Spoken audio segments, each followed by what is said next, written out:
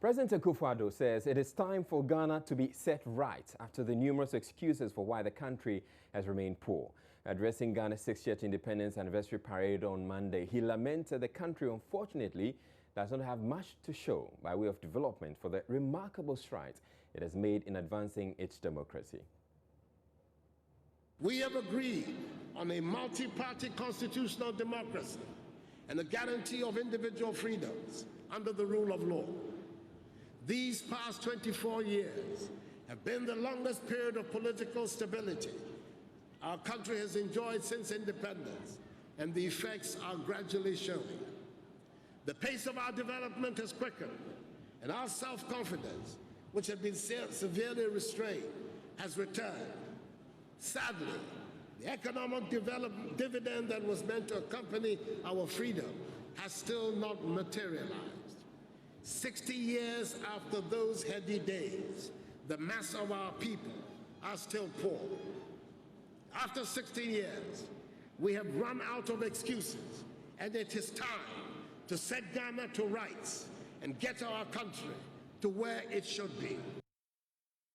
The president also paid tribute to the many national heroes who also contributed to the attainment of Ghana's independence in diverse ways, who often get little mention. Pay homage to Ephraim Amu, Tata Amu, as he was fondly called.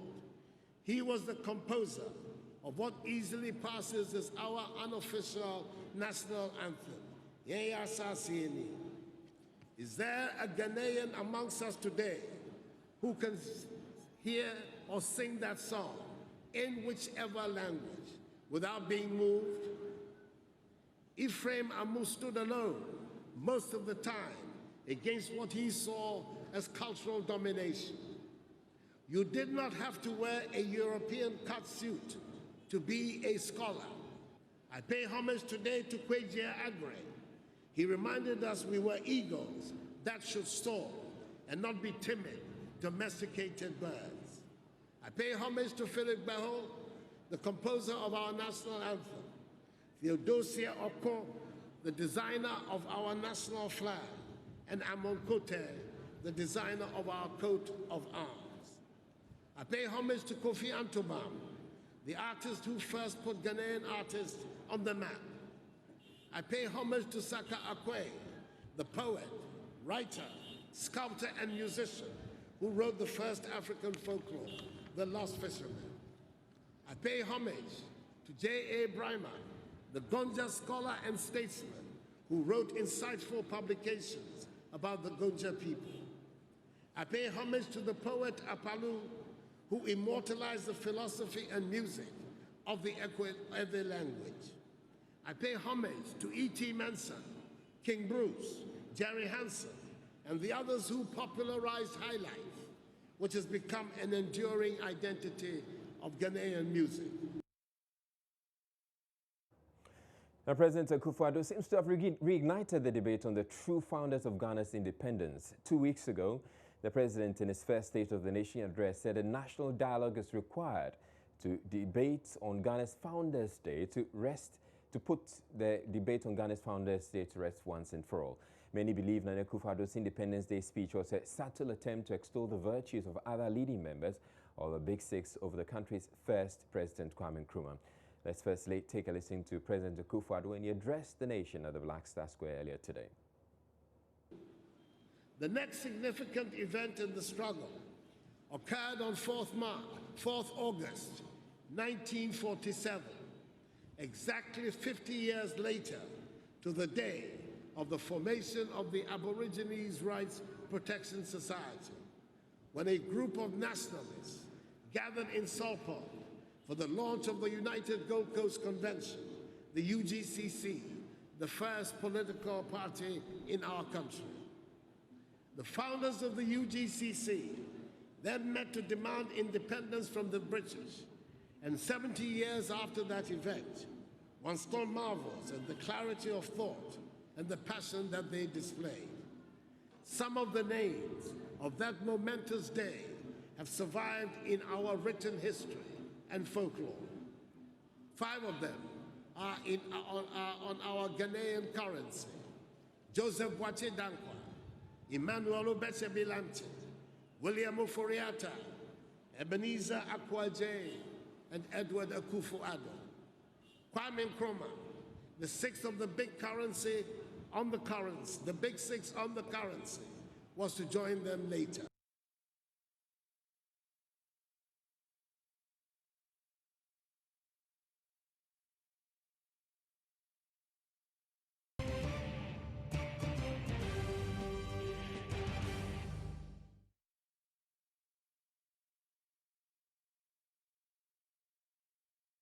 Now, Ghana's 60th anniversary celebration was not without pomp and pageantry. Apart from the usual dancing and displays, some African leaders and members of the clergy graced the occasion, even though a section of the public have complained about the slow pace of the country's development 60 years after independence. Vice President of the Gambia, Fatoumata Tambajang, says her country has a lot to learn from Ghana. Joy News' Maxwell Agbagba has more in this report. It was a colorful display of Ghana's rich culture and military strength. Ghanaians from all walks of life trooped to the Independence Square to witness the momentous occasion. Among some prominent people who graced the occasion were some African leaders and members of the clergy. Former President of Nigeria, Olusegun Obasanjo, says Ghana has not achieved much at 60. He is, however, hopeful. At 60 years, when we have not achieved as much as we should have achieved, but the hopes are high today. Great occasion is nostalgic for those of us who 60 years ago, young, vibrant men in the army or just coming out of school or going into university. It reminded us of the aspiration of those years. Vice President of the Gambia, Fatoumata Tambajang, says the country is learning a lot from Ghana's democracy. We're learning from Ghana's democracy that there is time for everything. We are learning that people are the power. When they demand change, they should have change. We are learning that Ghana is moving ahead, and so we are his partner. We are learning every day, and life is it's a question of learning from other people, making the best of life, particularly for your people, and making them have the sense of ownership and the sense of belonging to their country. So we are a new democracy, but we have a lot of hope. Happy anniversary. Happy anniversary. What do you make of this year's anniversary? Something different? No.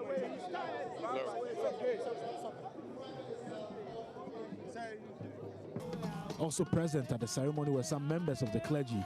Reverend Father Campbell of the Christ the King Parish, who has stayed in Ghana for over 4 decades, wished Ghanaians were more patriotic. It makes me sad when I say all you talk about is corruption.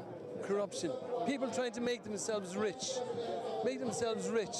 instead of sacrificing for the country. I wish we were more patriotic, that people really, love to be called a Ghanaian. I am a Ghanaian because I've got the Ghanaian passport, and I'm happy and proud to be called a Ghanaian. And I think if people really did their best, worked hard, and be honest and transparent, then I'd be very happy. Ghana's Minister of Finance, Ken Ofori-Atta, believes the recent tax cuts will make Ghanaians more productive. I think really the issue was a deep belief that if you liberate people and the state is not coercive, they will be able to be more productive and they will do more. And I think the response from the country, maybe illustrate that that's the fact of the matter. But we are very committed to a private sector reading agenda, but also clear on what we call the preferential option for the poor, so that in anything we do, as the private sector becomes a locomotive, the poor are not taken out. And that is why the taxes are so expansive, covering everybody. And this is a nation where people matter, and we are not going to build this economy without everybody coming up. Okay. You took over office some few months ago, but I want to find out from what do you think is the real challenge with Ghana's economy 60 years on? I don't know. I think we just need to get together, and there's so much. We have so much in resources. We have so endowed, and we have a great, people.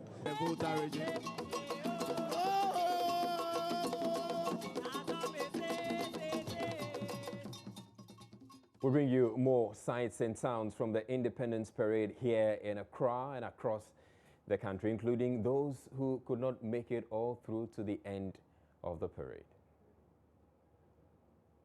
Stay tuned, we'll be back in a bit.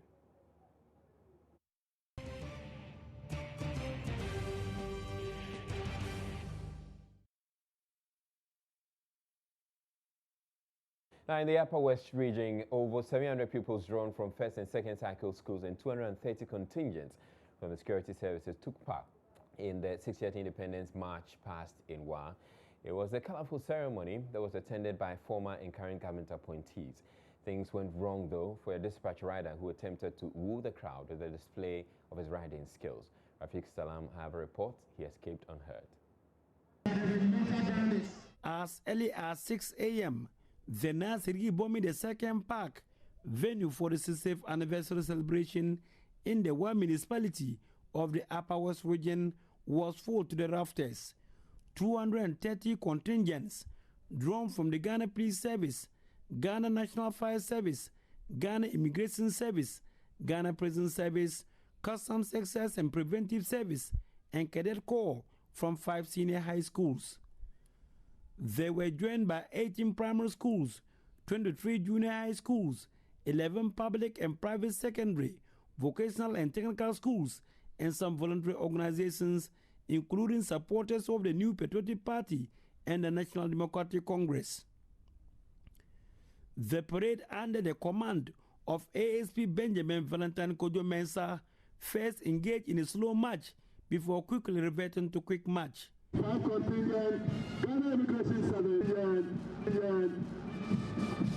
They were then followed by the primary schools, ending with the voluntary organizations comprising of slew of supporters of the MPP and 4 supporters from the NDC. Another day, NDC, go and reorganize yourself.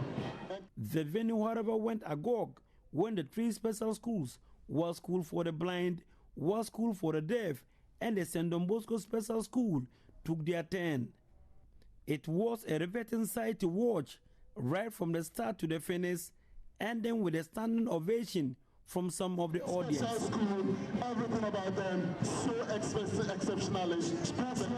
Upper West Regional Minister Suleiman Al-Hassan, being the 20th Regional Minister to take the anniversary parade salute in 34 years, reading a speech on behalf of President Nana Addo, noted that the challenge before the country is to build the economy and generate a prosperous, progressive and dignified life for the mass of the people. We will achieve these goals when we move and act as a united people. We must take pride in our diversity by all means. However, the Ghanaian must always rise above ethnic, social, or other sectional interests. We have a bright future, and we must mobilize all our resources and all our strengths here and in the Ghanaian diaspora to get to that promised land we desire. The beauty of the event was nearly marred by the crashing of the police dispatch rider, but he escaped unhurt.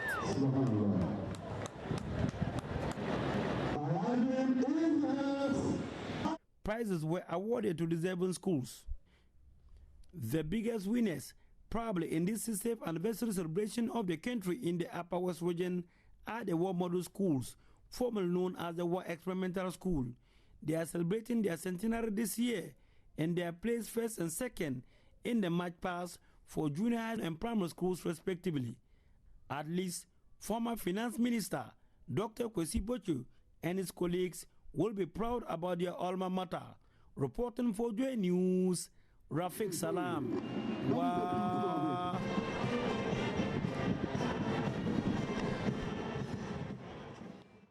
At Wenchi in the Brunhafu region, the presiding member used an interview opportunity to highlight the slowdown in the operations of MMDAs due to the delay in the appointment of their MMDCs.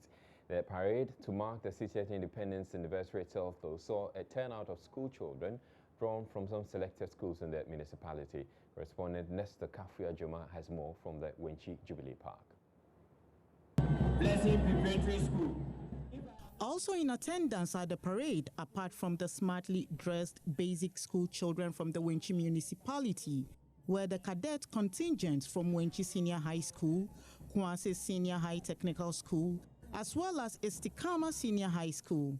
The presiding member of the Wenchi Municipal Assembly, Samuel Mensa, who was a review officer, inspected the parade contingent and later highlighted the impact of the delay in the nomination of the MMDCEs. In an interview with Joy News, he appealed to President Akufo-Addo to get them nominated as quickly as possible to accelerate development. My humble appeal to the president is to work very hard and then speed up actions to help us get appointment of the GCs and the MMDCs. In fact, the president himself has mentioned that he's hurried. He's in hurry, but just to face Ghana. So once he's hurried to face Ghana, I'm only encouraging and also putting a humble appeal that that hurriness should also be seen in the appointment of MMDCs. Prizes were also given to deserving schools for their outstanding performance during the march past. Nestor Kafuya-Joma's report for Joy News. Now back in Accra, the heat at the parade grounds wasn't the best ally for the contingents that took part in the 60th Independence Parade. At 32 degrees Celsius, this meant that a lot more of them could not survive on their feet all through the ceremony. Latif Idris covered the parade for Joy News and also observed the fizzles. The event started with the arrival of contingents and the general public.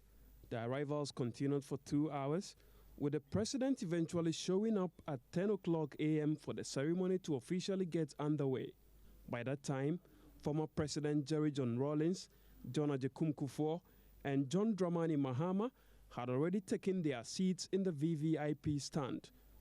One of those rare occasions Ghanaians get to see all three surviving presidents at the same place. Out of the 14 African countries that confirmed their participation Sunday evening, only Zimbabwean presidents Robert Mugabe and Faure Gnassingbé of Togo showed up, with the other countries sending representations. But all of VVIPs were spared the heat from the scorching sun that the rest of the contingent had to endure for the several hours that the parade lasted, so that by the time the president started his speech, several of the contingents had collapsed. Ladies and gentlemen, the drum appellation is done. Not even the officers with their weeks of drills during their training could withstand the heat. Perhaps organizers would want to consider ways to minimize the slums that often characterize parades of this nature. Latif Idris, Joy News, Accra. Nana Addo. Now, it is believed that the school children fainted mainly out of fatigue and hunger. There were others, however, who passed out after the winners of the March Pass were announced.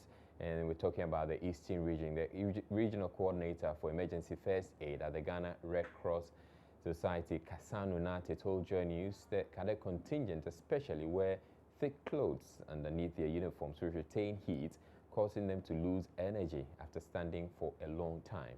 In all, 1,350 school children and 240 security personnel formed the contingent that participated in the parade in Koforidua. Otibuating Senior High School was named overall best school, with New Joabing and Pope John Senior High Schools coming in second and third respectively. Meanwhile, the Eastern Regional Minister, Eric Kwachi Darfour, has urged citizens to protect Ghana's natural resources, especially the environment. Now, ahead of the parade at the Independence Square, President Akufo-Addo cut short for the construction of a national cathedral. The cathedral, according to the president, will be non-denominational upon completion and would fill the missing link between the country and God.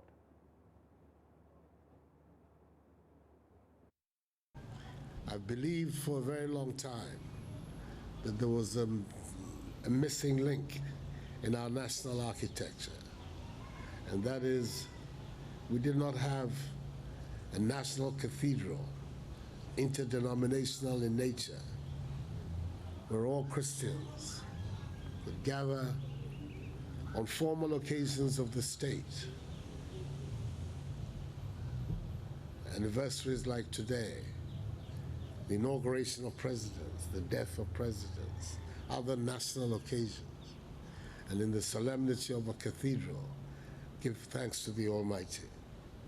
What we have attempted to do today is to begin the process of filling in that gap.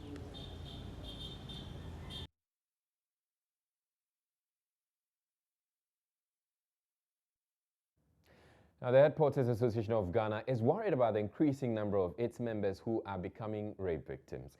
Its president, Adiza Zongo Pania, says the association is recording an unprecedented number of cases in recent times and is urging government to speed up construction of the Kaya village promised by Nana Addo.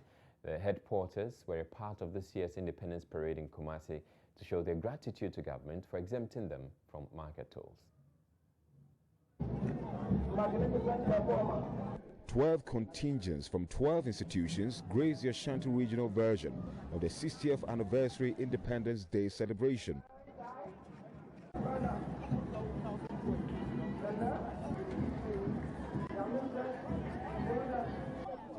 Over 100 headporters or Kayayes from various parts of Kumasi marched to the Jubilee Park to mark the occasion.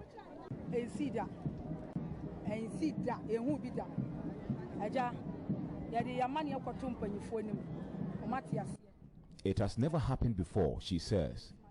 We petitioned government and they agreed we join the parade, just like I petitioned the Akufo-Addo to spare us of the market tolls. We were trained by the military to take part. Take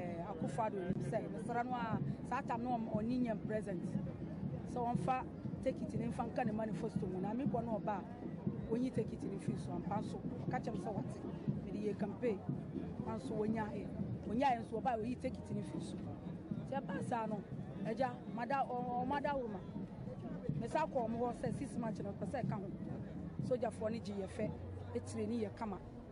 Adiza Zongo Panier underscored the need to house members in order to curb the menace. She hinted the association is undergoing restructuring to meet Nana Addo's one district, one factory program.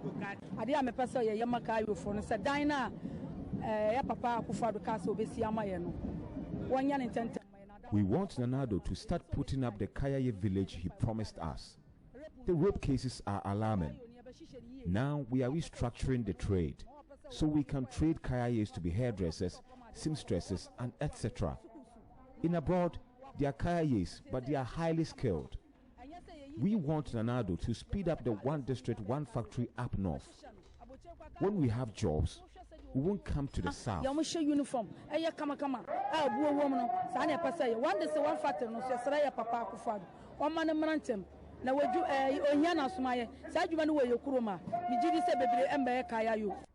Reporting for Joy News, Kwesi Debra.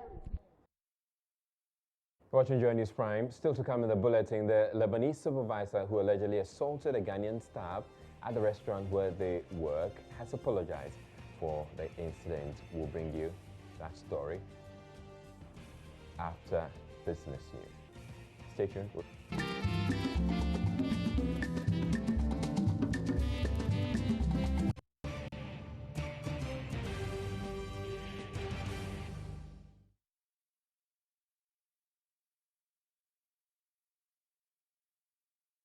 Welcome back to Joy News Prime. The Lebanese supervisor who allegedly assaulted a Ghanaian staff at the restaurant where they work has apologized for the incident. In a letter to the victim, Evelyn Wachi, copied to the HR of the company, Jihad Chaban, says it was an accident and that he didn't mean to pour the pepper on the female colleague's face. In the incident which happened 2 weeks ago, the female employee alleged her Lebanese supervisor, in a fit of rage, forced her face into the bottle of an electric blender full of fresh pepper. Here's Evelyn describing the incident to Accra Bay City FM.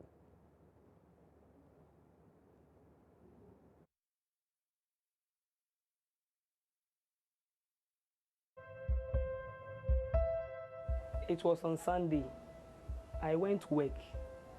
So after the rain stopped, I was at my department. And one supervisor called me. And I went. He said, go and help this girl to blend the fresh pepper because pressure is inside. And I said, okay. So I told my colleague at Rice that this supervisor has sent me, so I'm coming. So I went to veg department. So when I was blending this thing, the blender was making ga ga ga ga ga ga. So I have finished with the first one, doing the second one. All of a sudden, Mr. Jihad appears, insulting me, shouting on me, calling me all sorts of names. That I don't know that I'm destroying the blender. Don't I have sense? And I said, Mr. Jihad, it's just fresh pepper. So what? So what? Then he took the blender. What is this? What is this? I said, Mr. Jihad, it's fresh pepper. Oh, I could open my mouth again. The guy has hold my head and put like this, put my face inside the blender. And when I'm trying to push myself from the blender, the pepper inside split into my eyes and my face.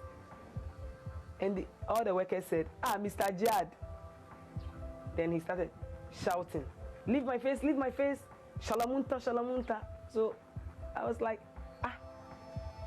I couldn't say anything. All I could do is cry. I was shedding tears. So I went to changing room to change myself and come. I changed my uniform and put my home attire. So I stepped out. After washing my face with water, I stepped out to come home. So one girl went and told Ali. So Ali came in and said, supervisor, a Ghanaian supervisor, came in and said, he won't let me go.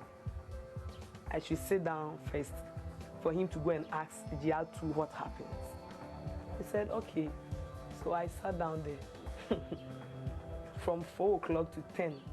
Yeah, at that moment when he did that, people were there. So I was like, he have disgraced me. I don't know, like, when I sit down to picture this and remember it, I still cry because I didn't know what I did. Like, he should have allowed me to do something. All right, so that was Evelyn speaking there to Accra-based TFM. Now, Aisha Ibrahim joins me with a copy of the letter of apology written by the supervisor who assaulted Evelyn.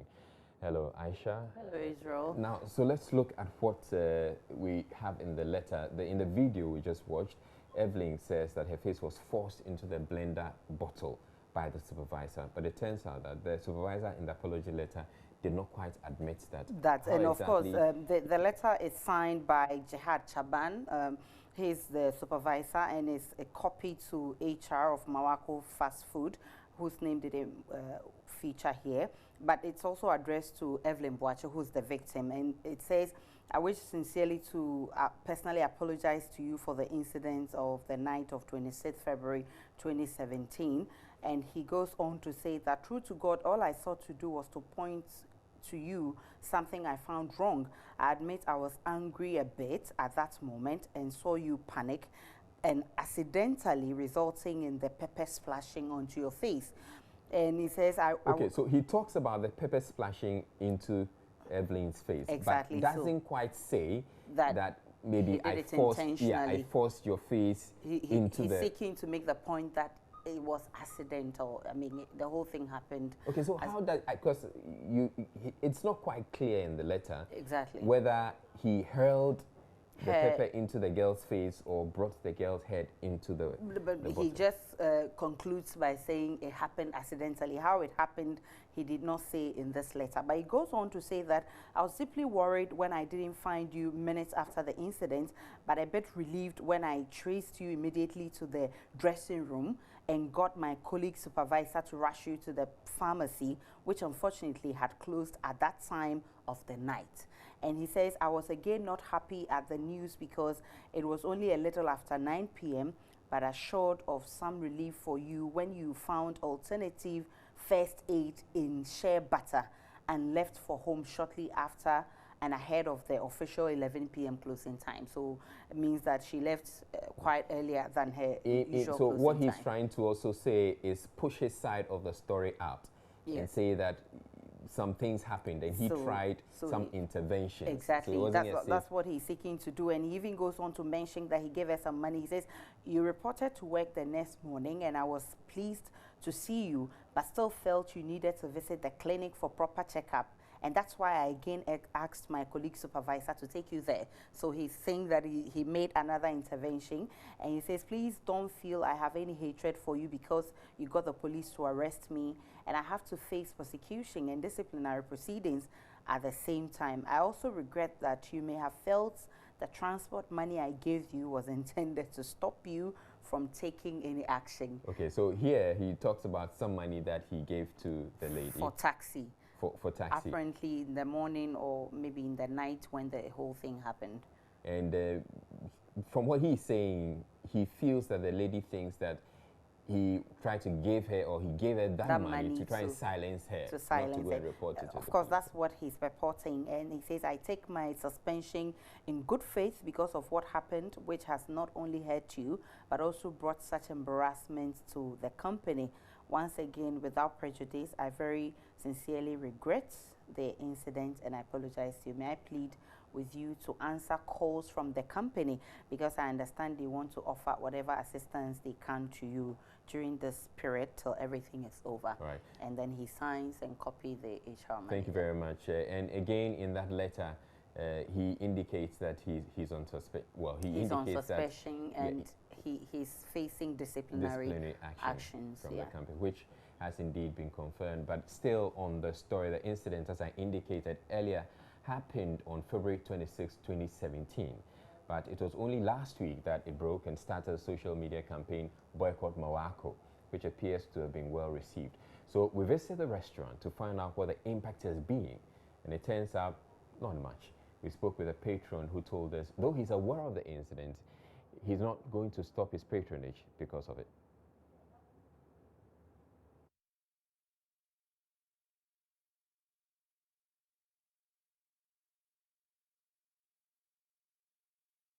Since the story doesn't come by anything like a bad food or something cooking here, that shouldn't stop me from eating at the restaurant where I normally eat. I personally don't think that should be an issue with them. The authorities have to deal with the issue by themselves. It shouldn't be we boycotting their food, since I think they are investors. But meanwhile, the authorities have to strengthen the laws and other things so that it will keep them from doing those unusual things. A lot of them go on elsewhere, they doesn't come out. So it's the authorities who have to see to it, to see that whatever rules and regulations we have here, anybody who go by against the rules should be dealt with. Up next, we bring you international news. Watching Joy News Prime Time now for a quick look at our top stories. President Akufo Addo says it is time Ghana is set right, having run out of excuses for why the country remains poor. There are other countries, however, wishing to learn from how far Ghana has come.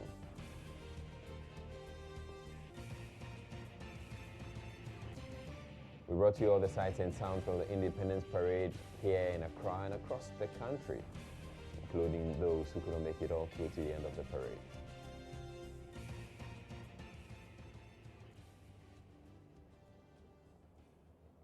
And there was also the story, the Mawako story, and apology of the supervisor who allegedly assaulted the female employee. And in business, Finance Minister Ken Ofori-Atta has justified his tax review strategy in the 2017 budget, saying it will rope in many more people to pay up their taxes and be more productive.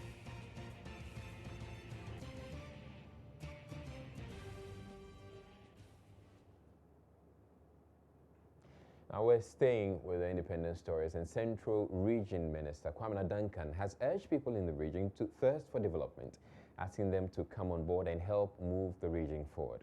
He was addressing the anniversary parade at the Jubilee Park in Cape Coast. Richard Kojonyako has more.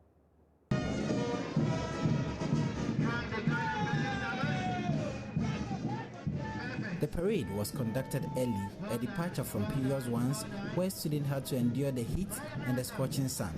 The 300-member contingent was drawn from students from the first and second cycle institutions, cadet corps, the security agencies, and other identifiable groups. The regional minister, Kwamna Duncan, and the regional police commander took the salutes. Rich cultural displays punctuated a short ceremony where the student contingent were given a break from standing in the sun that reduced the incessant student collapse that characterized such ceremonies. The regional minister, Kwamna Duncan, read the president's speech and thereafter called on the people of the central region to join hands in developing the region. According to him, his administration will collaborate with everyone in the region who desires the development of the region. The student contingent were given awards in order of performance. In the second cycle category, Efutu Senior High School placed third, while Academy of Christ the King and Wesley Girls High School placed second and first, respectively. Richard Kwejonyako, Joy News, Cape Coast. And also, Upper West Regional Minister Suleiman Al-Hassan has admonished heads of departments in the country to be professional in their dealings and not exhibit their political leanings in the conduct of their duties.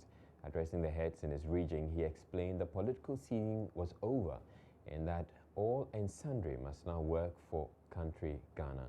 Upper West correspondent Rafiq Salam attended the meeting, and our report from WA. Mr. Suleiman Al-Hassan's maiden meeting with heads of departments was simple, frank and straightforward. He asked them to see him as their junior, who once worked as a humble director at the Wa Municipal Directorate of Education. He urged them to consider themselves as the heart of the people that the region revolves around. Mr. Suleimana, who took over last week as the 20th Upper West Regional Minister in 34 years, admonished them to be professional in their work and loyal to the government.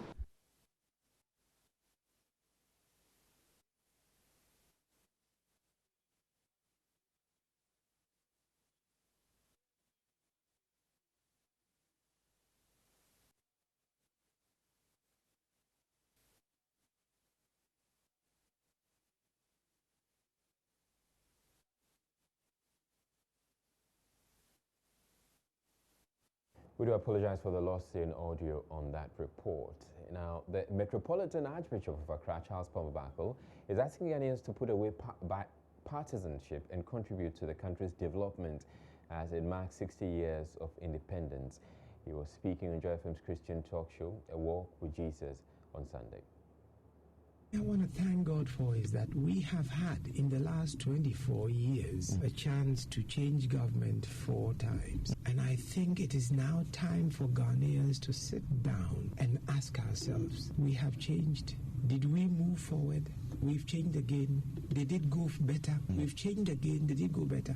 I think the time has come for us to start now synergizing. We've got to now put aside our party colors and start thinking about Ghana. I've always loved the name Ghana, you know, and I always use it because Ghana for me means God has a new agenda. And I think He's inviting us now to look and say, yes, we have a country. He has given it to us for 60 years. Every day we wake up, we must make Ghana better than it was yesterday. Every week we must make it better than it was the week before. Every month we must make it better. Every year we must make it better. Now there is another government. We must make it better. We must improve upon what the last government did. That is what I believe is very important for all of us. Archbishop Pomabako also said it's high time Ghanaians offered prayers to individual parliamentarians to keep them from evil. We're taking a break now. We'll bring you more. Stay tuned.